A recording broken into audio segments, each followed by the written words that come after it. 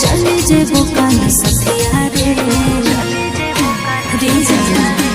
अब छुआ जो बरतिया रे चले जे बुकान सखिया रे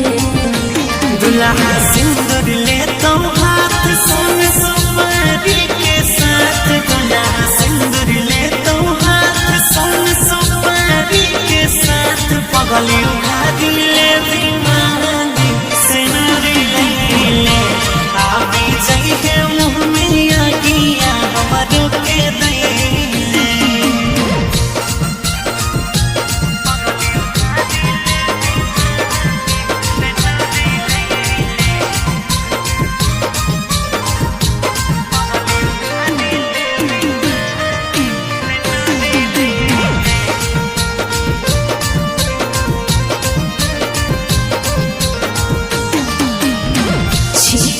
जबूर जाना सोची है ज्यादा रे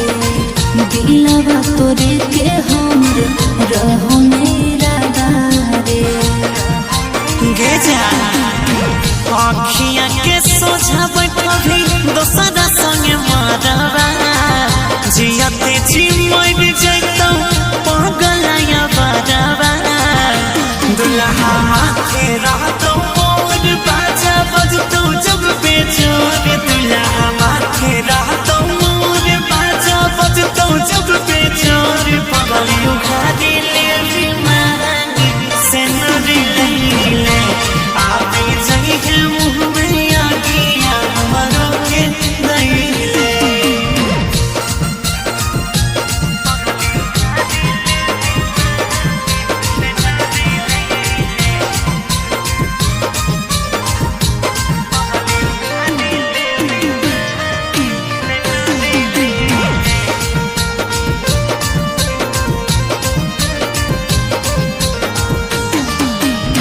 खाई के कहीं गिरिया करम भी नहीं काम रे मेहंदी से लिखलो हाथ पर सैया जी के नाम रे गे जा सैया जी के धोती में नहीं तो तोरिया चरावा देखी देखी छाती है के पीठ तो बेचरावा बनमी आशीष के जान छूटत